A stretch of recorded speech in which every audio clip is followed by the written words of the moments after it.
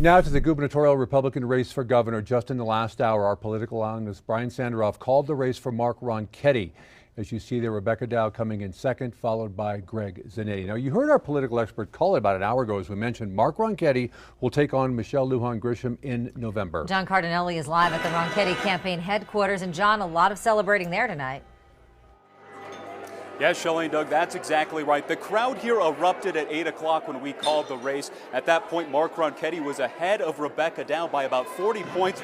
Just moments ago here, he wrapped up his speech, thanking everyone in the building for their support. He also touched on a couple of the topics that he would like to change if he's elected to governor. He talked about New Mexico education, tightening border security, as well as reforming CYFD. Take a listen to his speech just moments ago. We have big change that is needed across this state. And unfortunately, we have a governor who has decided that she will look out for the best interests of the elites in Santa Fe instead of you. That day stops today. And of course, Ronchetti's closest opponent in this race was Rebecca Dow. I'm now going to turn things over to Sasha Leninger. She's at the Dow camp. Sasha, how are things going out there tonight? John, so Rebecca Dow spent most of her afternoon here at One Central in downtown Albuquerque. Around 8:30, she gave her concession speech saying she fought extremely hard, but she fell short. So during her speech, she said there was one goal when she started this race: to make current Governor Michelle Lujan Grisham a one-term governor. Dow saying she is now endorsing Mark Ronchetti for governor. People have spoken. They've chosen Mark Ronchetti. And it is right now, it is time to rally behind him. Conservative values have to win the day so that New Mexico's potential can be set free. Now, Dow had a handful of family, friends, and supporters here at Artist Canistry, many of which are still here. They trickled in at about 6:30 or so, but Rebecca Dow herself still here tonight. Live in downtown Albuquerque, I'm Sasha Leninger, KOAT Action 7 News. Back to you. Now to break down this race, I'll send it back over to Doug, who's with our expert, Brian Sanderoff. And Brian, whenever we talk about the GOCB side of any political battle, we talk about name recognition. We've talked about it a lot before on this particular race. We're going to talk about it again now.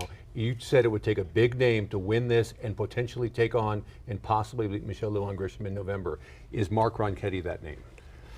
Mark Ronchetti is positioning himself in a good place, I think, as a moderate Republican, and I think that's where a person has to be in the general election against Michelle Lujan Grisham. You know, 4 years ago, Michelle Lujan Grisham won by 100,000 votes. That's not going to happen this time. It's going to be a much more competitive race. What do you think his keys to victory were? I mean, he had to go into areas where he didn't have that name recognition per se, and he did very well there. So what were his keys to winning? Well, he had the name recognition. Frankly, he raised a tremendous amount of money, so he's able to get his message across well on social media, TV, radio, direct mail, and the like. He was able to counter any accusations that he was not conservative enough, and it's a winning formula. We saw a lot of negative ads, a lot of attacking going on, and this was within the same party. Now we're going to move on to where it's going to be GOP versus Democrats versus the Libertarian candidate. How bad do you see this one getting? Because it seems we go negative so early now in political races. Get ready for fireworks. The race between Michelle Lujan Grisham and Mark Ronchetti is going to get, unfortunately, a nasty race. It might not start out that way, but it'll get there pretty fast. Most incumbents run on their record. I think Mark, it's easy to say, will be running against her record. Typically, when a governor is running for re-election, that's what it is. It's a referendum on the current governor, and that's what we'll have. Are people satisfied or not with the performance of Michelle Lujan Grisham? That will become the issue. And we know it's an uphill battle for a Republican to win a statewide race, but Susana Martinez did it twice, just not too long ago. That's right. It's a blue state, but Republicans oftentimes win. All right, Brian, thanks. You bet. Shelley. Well, tonight we received a statement from Michelle Lujan Grisham on the race, saying in part, "This election, we face a choice between continuing the path forward or taking us back, between a leader who has committed their life to the state of New Mexico." And many consider her the frontrunner heading into the general election for governor. But history may be on Mark Ronchetti's side. In the past 30 years, New Mexicans have elected a governor from the party opposite the president. The last governor to lose re-election was Democrat Bruce King back in 1994. In the race for the Democratic nominee for state attorney general, General. That race remaining tight tonight. As of right now, we're going to look at the boards and see that DA Raul Torres is leading Brian Colon.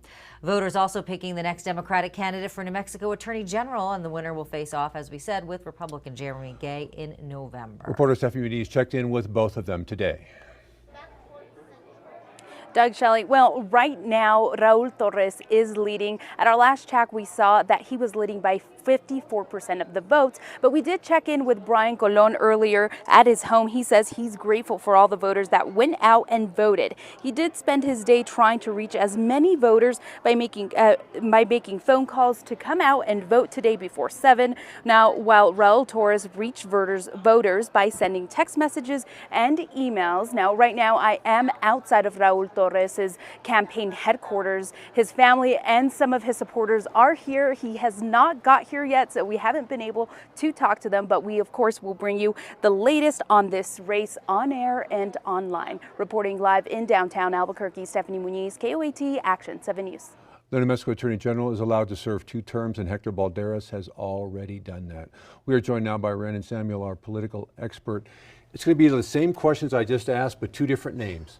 This was a very hard-fought race. A lot of negative ads. We call them the black and white ads because those are the ones that go negative really fast. 2 people from the same party going at each other hard. Right now, it appears Raul Torres is out on top. What do you think put him there? I believe that it's his prosecuting background that really helped bring him into this this place of leading the race. But it's interesting because Colon had a lot of endorsements that were meaningful, yes. Whether it be Balderas, Vincent Colon, Dolores Huerta. Those are big names, and the fact that he's trailing so much at this point is interesting. We talk a lot about statewide recognition name. Brian Colon had that. Locally, Raul Torres had that, but one of every 3 residents in New Mexico lives between Santa Fe and Belen, and that's the heart of that is Albuquerque, and that's why Raul Torres did so. I imagine one of the keys to his victory was how well he performed, not only in Bernalillo County, but the general metro area. I would imagine so. I mean, he's certainly leading right now in Bernalillo County, and that's a large population of our voters. But he motivated people to get out and vote and to tell them that he has a record as being an attorney for the Bernalillo County. And this, we cannot forget, is the state's top attorney and chief law enforcement officer. So when we talked about the roundhouse with Brian a moment ago, we talked about they're going to be going at it pretty hard. A relative unknown on the GOP side here, though. So will we see a lot of attack ads? We may, but I mean, at this point, there's been so much money spent and so much attention on this Democratic race. I think this attorney on the Republican side is going to have a steep uphill battle. Yeah, okay, well, remains to be seen, and we'll find out in November. Thank you, Rhiannon. Shelley.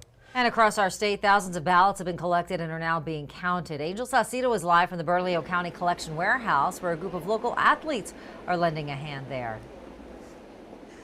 Hey, what's going on, Shelley? Yeah, check this out here. Check out how many cars have filled this parking lot. Cars and trucks, they've been here for around an hour, and each one of them has a separate ballot box coming from a separate polling location. Now, Bernalillo County has around 72 polling centers, so you can imagine just how many ballot boxes have been taken into this warehouse. But the Duke City Gladiators, they are here to help. We spoke with defensive end Byron Cooper about their day helping the community. Just to take a little bit of weight off of the community's shoulders, being able to carry these ballots in and carry these boxes in. It's also a great way for some of our newer teammates to kind of see what's going on in the community. So we feel like we're servicing the community more than just, the big stage games, that's playing for the high dollar. Cooper also tells me many of their players actually end up moving to New Mexico, so days like this are really a great time for them to come and learn more about their community. I'm live in Albuquerque, Angel Salcido, KOAT, Action 7 News. Next on 7, we continue our election night coverage. Our experts break down some races not getting the attention they deserve. Plus, an exclusive look at burn scar areas from the largest wildfire in New Mexico history.